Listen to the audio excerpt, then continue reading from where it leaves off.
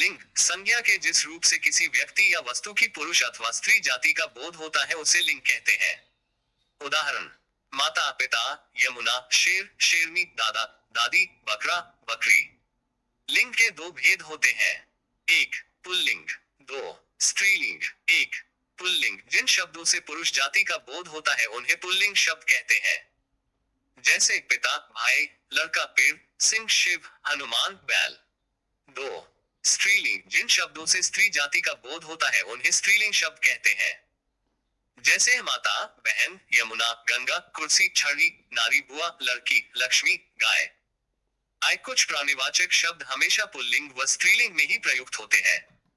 Pulling खटमल, कौवा, मच्छर, चीता आदि। स्त्रीलिंग गंगा, यमुना, सवारी। पर्वतों के नाम पुल्लिंग होते हैं। जैसे हिमाचल, सतपुड़ा, विंध्याचल आदि। महीनों के नाम पुल्लिंग होते हैं। जैसे जनवरी, फरवरी, चैत्र, वैशाख। नदियों के नाम हमेशा स्त्रीलिंग होते हैं। जैसे गंगा, यमुना, नर्मदा आदि। बोलियों के नाम भी हमेशा स्त्रीलिंग होते हैं। जैसे हिंदी, गुजरती, पंजाबी, राजस्थानी, अरबी आदि। शब्दों का लिंग परिवर्तन है।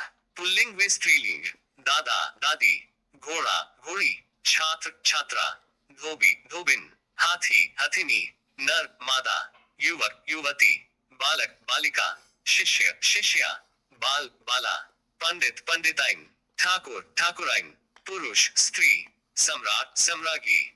वचन संज्ञा सर्वनाम विशेषण और क्रिया के जिस रूप से संख्या का बोध हो उसे वचन कहते हैं।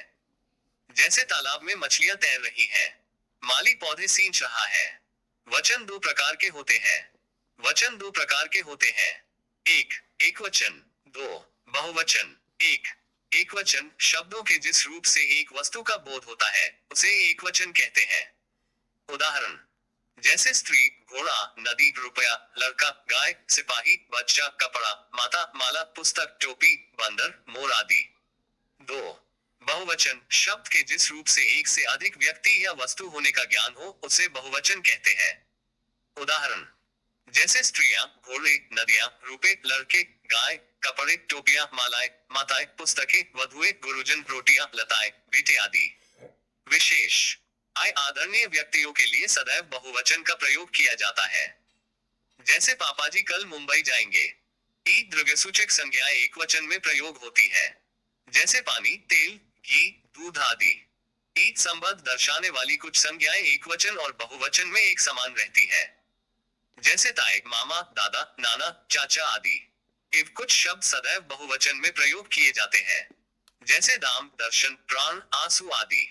सामान्यतः एक संख्या के लिए एकवचन और अनेक संख्याओं के लिए बहुवचन का प्रयोग होता है। कभी कभी एक के लिए बहुवचन और अनेक के लिए एकवचन का प्रयोग होता है।